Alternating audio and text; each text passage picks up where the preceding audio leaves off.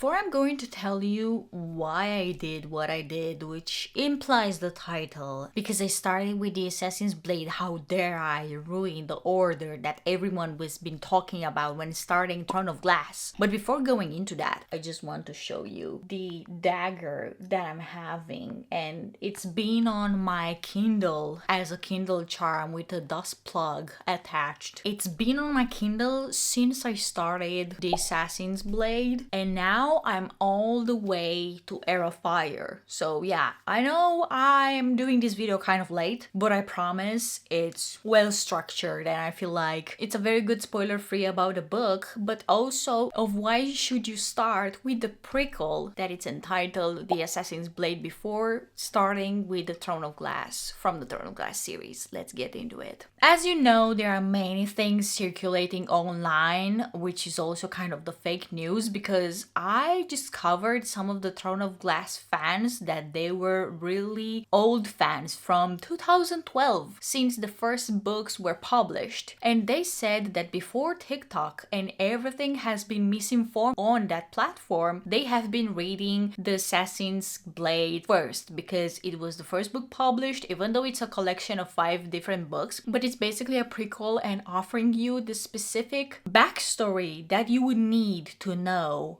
who is Celaena Sardothien later on into the series. Because when you're going blind in the Throne of Glass, you don't really understand why she's where is she at that moment. You don't really understand who is she, you don't really understand what she did up until 18 years old to become such a notorious assassin. You don't really know anything about the Assassin's Guild, you don't really know about any other character, and not even about her. And then, trust me or not, but you're going to be spoiled in the second book of the Throne of Glass series called Crown of Midnight, where it tells you what happens at the end of the Assassin's Blade. So if you haven't read Throne of Glass, just believe me, just have some blind faith in a stranger on the internet that is like super keen on doing things the right way and in the right order, and just believe me, you will thank me later that you read the prequel, something that is also titled as a prequel in the blurb, but also by Sarah J. Maas, but also marketed by the publishing house as a prequel, not only because it has the backstory, but because you're just going to get spoiled eventually in the second book. So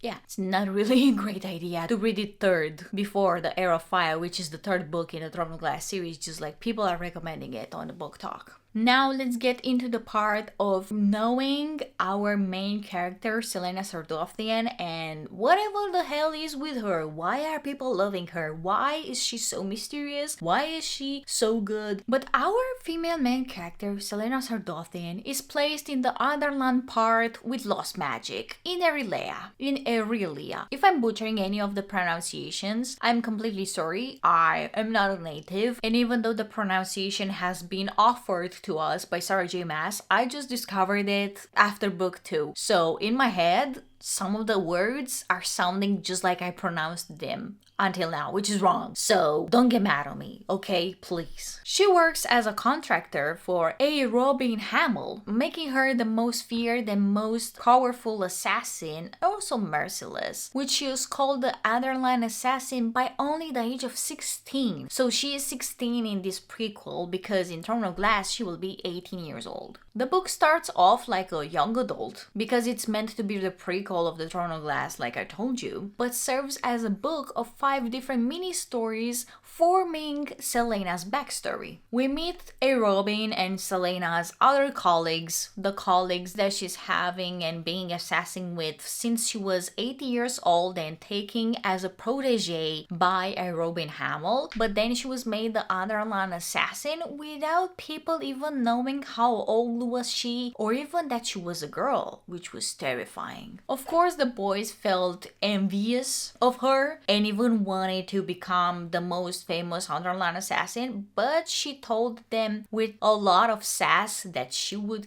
them at any time, at point, even in their sleep. So they all feared her. In one of the mini stories, Selena Sardothian and Sam Cortland are going to venture out into Skull's Bay to kind of complete a weird contract that A. Robin Hamill set them up to. But unfortunately, everything doesn't go as planned, as Selena and Sam discover that it's a contract about slaves. And you will know why Selena feels that way about the slaves, because I'm wanting for you to discover it by yourself if you haven't read this book. Because hey, if I haven't read this book by this age and time, for sure there are so many people that haven't gotten into the series, so I'm not going to spoil that for you. Also, don't forget to subscribe to the channel because I'm doing a lot of gaming and bookish content every Thursday and bi-weekly on Sunday. You don't want to miss that out. Of course, nothing goes as planned and there is a lot of detours happening, which is kind of terrifying, merciless, kind of cool, and you're meeting a lot of nice characters in the first book that they will eventually come back while progressing into the series. Selena gets her first glimpses into a character development in the first 50%, let's say, of the book, but due to some fortunate events, she would face the most important transformation of her life at the end of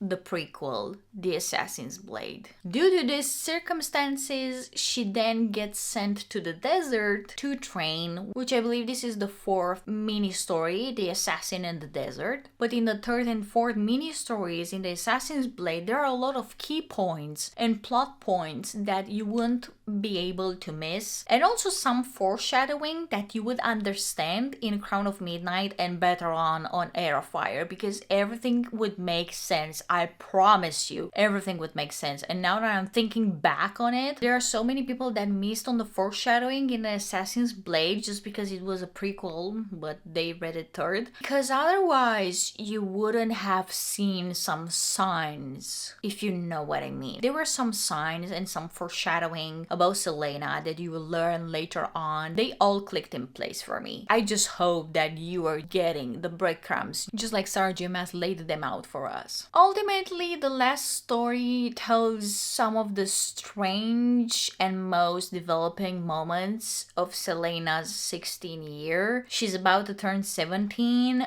and everything goes to shit basically. But you're probably going to be heartbroken at the end of The Assassin's Blade, but I'm just keeping my mouth zipped and hoping for you that you won't suffer that long. But ultimately, the last story, I believe, set the stage the most for everything that has been drained out of her and why she ends up where it is in the next and first book of the Throne of Glass series, Throne of Glass. Because you cannot understand how she ends up there without reading the prequel. You would just go in blind and you would just be like, oh, this is how the series are starting. Okay, that's nice. Of course, sure, later on, probably at the end of the Throne of Glass, you're going to kind of like remember again some of the stuff that happened to her, but you will remember only the fun times that she had throughout the Assassin's Blade and what she stole and what she saw and who she talked to, like kind of small details that are really nice to reminiscent about. But at the end of the day, you're here to discover the character development from early on pages and to discover the foreshadowing, right? Otherwise, why would you see this video if you read it? You want to rate it third, because it doesn't make any sense.